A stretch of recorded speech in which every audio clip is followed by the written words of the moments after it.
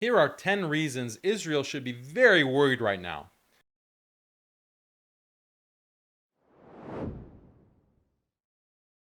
Reason number 10 is demographics. Poll after poll show that younger generations are rabidly anti-Israel. In an Economist poll, half of 18 to 29-year-olds believe Israel is committing genocide against Palestinians.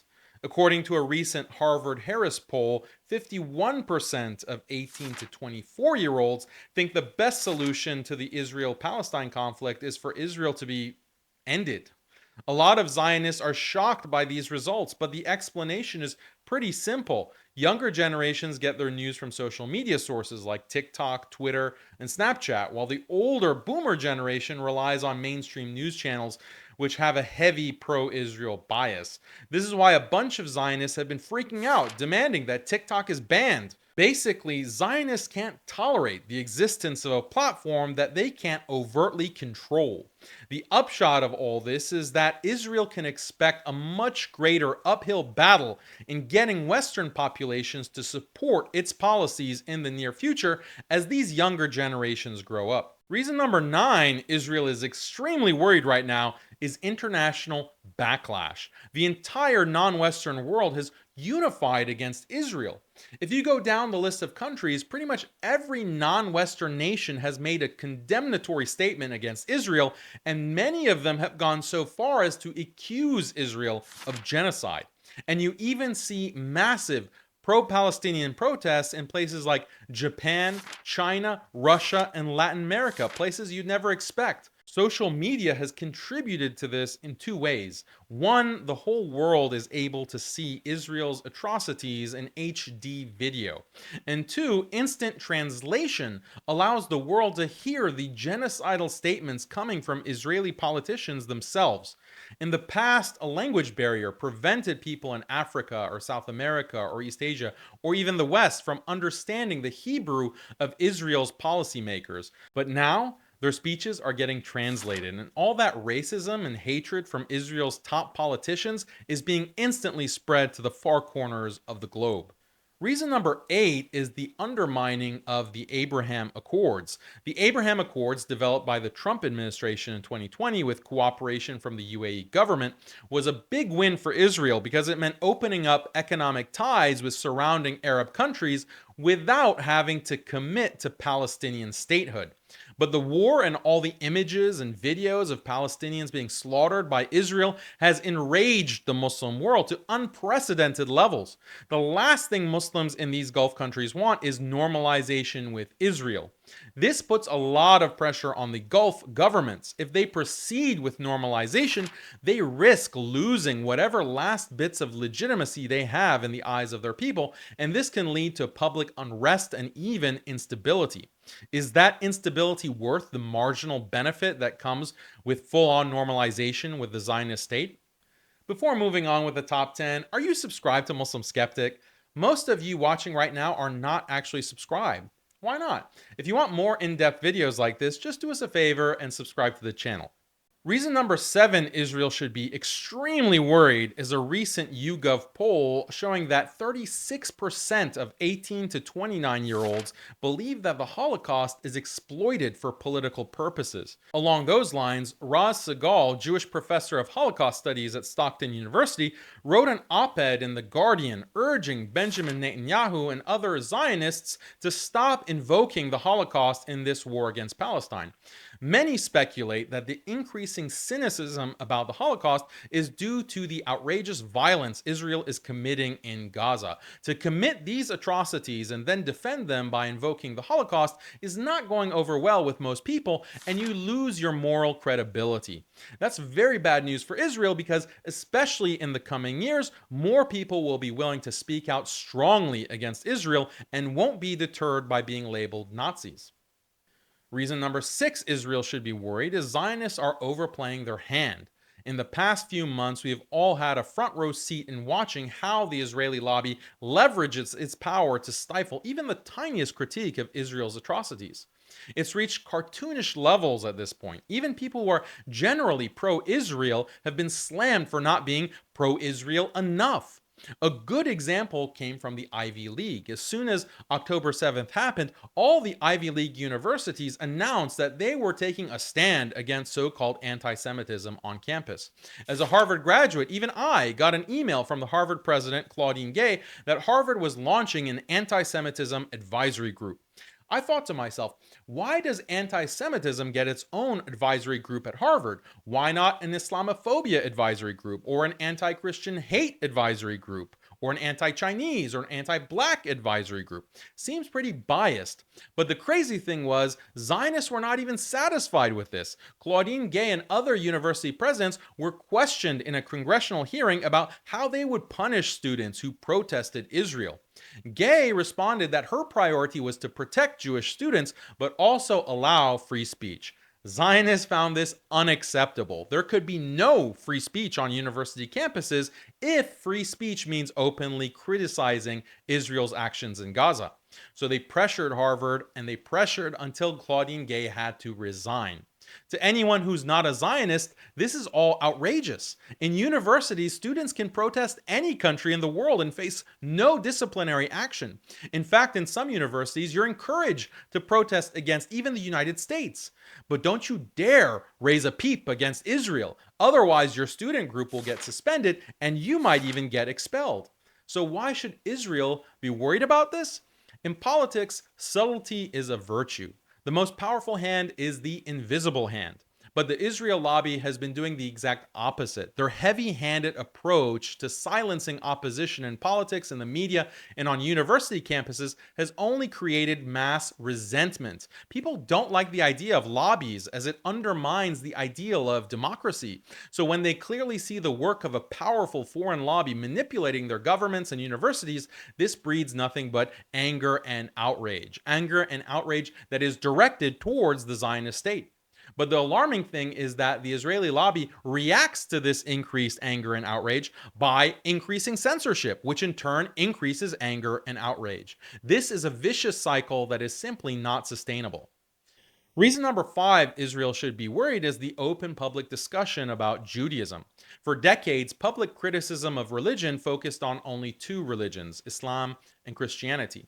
The leading new atheists, like Sam Harris and Richard Dawkins, focused all their anti-God diatribes mostly on Islam, about how barbaric Islam is and how barbaric and backwards Muslims are. But these new atheists had literally nothing to say about Judaism, which is convenient given that many of these new atheists come from Jewish families or are funded by Zionists. But ever since October 7th, Judaism as a religion has been on trial and is being critiqued in an analogous way to how Islam has been critiqued in the West. What has sparked this new debate on Judaism is Israeli politicians like Netanyahu, who call the Palestinians Amalek. Many people on social media have been asking, what is Amalek and why are the Israelis calling Palestinians Amalek? This opens up a conversation about traditional Jewish laws which actually sanction genocide and even command the killing of children. This is what you will find in the Torah and in other Jewish texts. You have Israeli rabbis, you even have military officials as well as politicians who represent the religious segments of Israeli society, literally calling Palestinians subhuman animals. So many in the West are wondering, well, what does Judaism teach about non-Jews? This has opened up a conversation about traditional Jewish laws, which religiously justified apartheid policies and extreme racism. Passages of the Talmud are going viral. Video clips of traditional rabbis advocating absolutely shocking teachings of Judaism are going viral. Way too many people are Googling Metzitza B'Pah. Please, whatever you do, do not Google Metzitza B'Pah. The upshot is, since October 7th, once obscure facts about Jewish religion are now constantly being discussed on social media, and that is really bad news for Zionism. Reason number 4, boycotts have been overwhelmingly successful. In the early days of the war, McDonald's, Starbucks, and Coca-Cola offered support to the Israeli military. Immediately, they became targets of international boycotts that have caused the companies billions of dollars in losses. The boycotts have been so painful that these brands have been forced to make statements distancing themselves from Israel. Ultimately, the success of these boycotts should make Israel extremely worried because in the future, major brands will be far more hesitant to even associate with Israel, let alone to publicly endorse Israeli policy. Also, the enemies of Israel around the world have been emboldened to launch more targeted boycotts in the future to punish corporations that side with Israel. Reason number 3 Israel should be really nervous is the Red Sea blockade. Who would have thought that one of the poorest countries in the world could strike such a heavy blow to the US Israeli empire? Shipping to Israel's Red Sea port is down 85%, and if you see pictures of the port, it's like a ghost town. Now, is Israel going to man up and face the Yemenis? Of course not. Instead, like a petulant child, Israel is demanding that Big Daddy United States stop the Yemenis.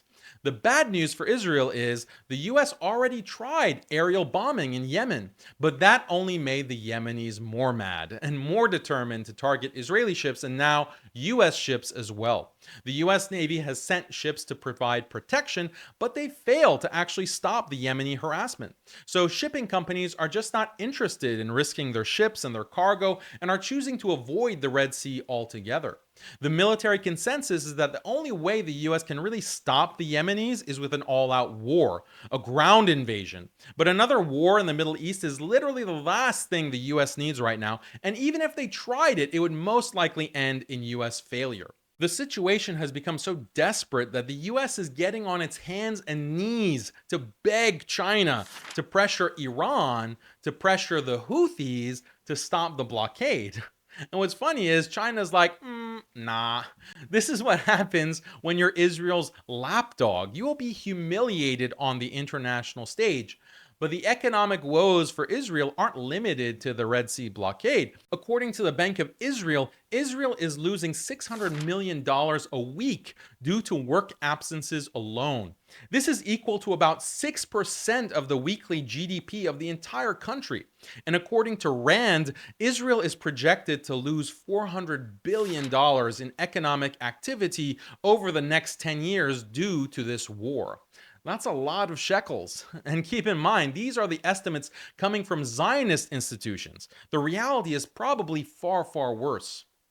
Reason number 2, Israel should be extremely nervous right now, is that Israel is losing militarily in Gaza. After nearly 4 months of fighting, they have met none of their stated objectives in this war. They haven't even gotten close. And despite all the cringe TikTok videos of IDF soldiers dancing or gyrating or whatever that is, the reality is the IDF is suffering from unprecedented mental health problems and simply can't cope with the stresses of war. The Israeli media sources have been putting out video and images to give the impression that the IDF has control of northern Gaza, but the reality is far different.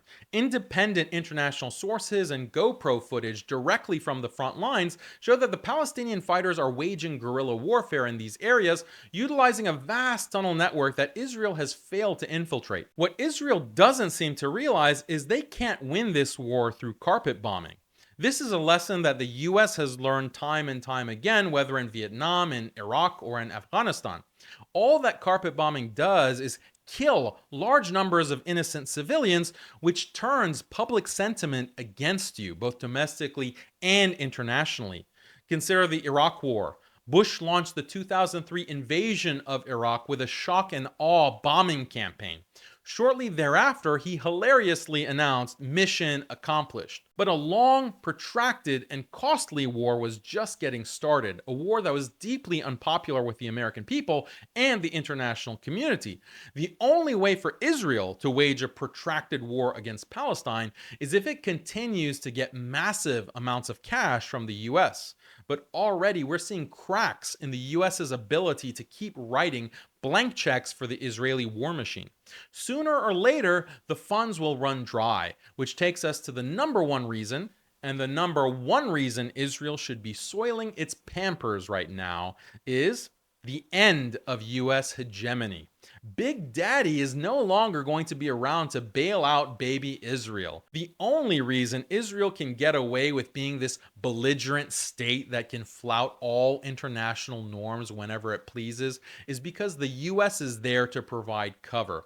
But those days are quickly coming to an end. Whether it's in Afghanistan or the Ukraine, the US has suffered major geostrategic losses in the past 3 years, and the situation is only getting worse. No longer can the US impose its will on the world through brute force.